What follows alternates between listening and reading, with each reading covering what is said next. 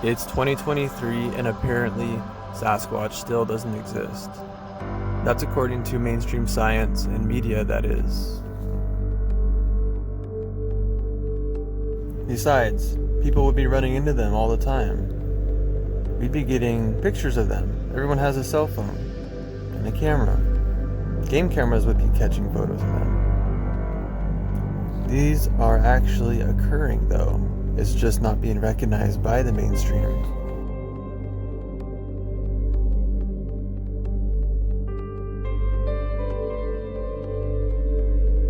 When most people encounter a Sasquatch, they usually aren't a believer or a knower or educated on the topic, and they're in so much shock, and their reality is just crushed of what they understand about the natural world, as well as the intimidation factor of how large these creatures are, how wide they are, and sometimes scary looking with that heavy brow ridge, a lot of exaggerated facial features, hands 3 times as large as a modern human.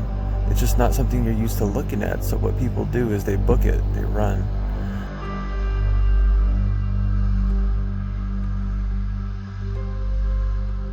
And occasionally there is the odd person who is in the right mindset to take a picture or record some audio or something like that, but those are more few and far in between. Besides, the only way people are able to argue the existence of Sasquatch and saying that they don't exist is because the nature of the creatures. Their nature is truly day and night to be and remain hidden, and to not be exposed or out in the open.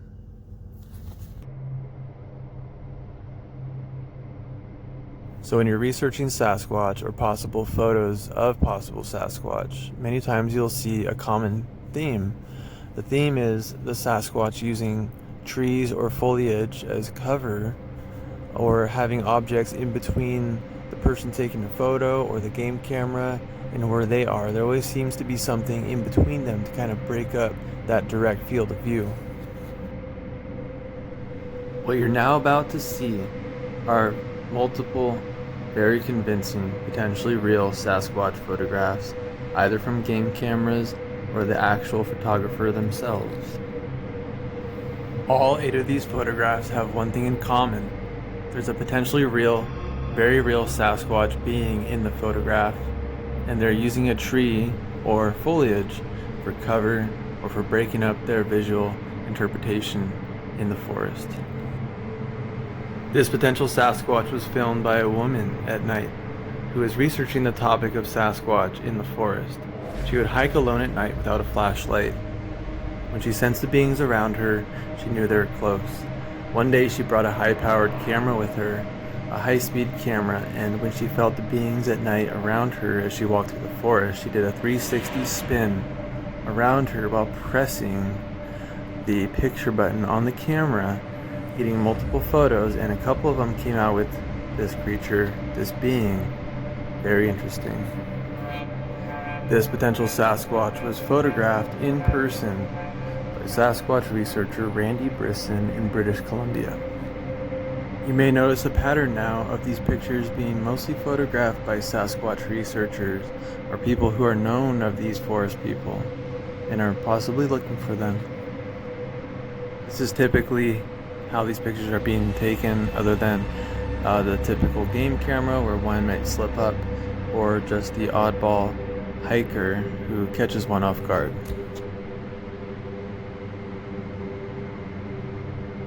Now I just wanted to compare Randy Brisson's photograph of his Sasquatch with the lady who was in the forest and took a 360-degree picture of the forest person. Now you can see very similar details here, and there are many types of these potential Sasquatch living in the forest. These two appear to be almost identical type. Now the lady in the forest picture obviously has a little bit more of a close-up. You can see some eye shine in there. Look how wide the nostrils are in the nose. And also it appears that the eyes are reflecting light. It's hiding behind a tree. Randy Brisson's Sasquatch is hiding behind an old-growth forest stump.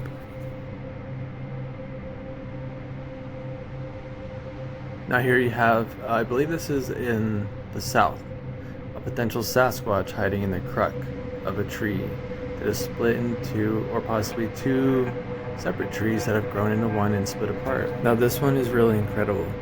You can see the eyes are almost like a 8-ball from a pool table.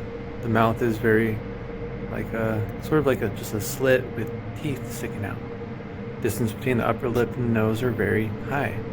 And the nose appears to be a human type nose, but the skin is dark and the hair is a reddish brown.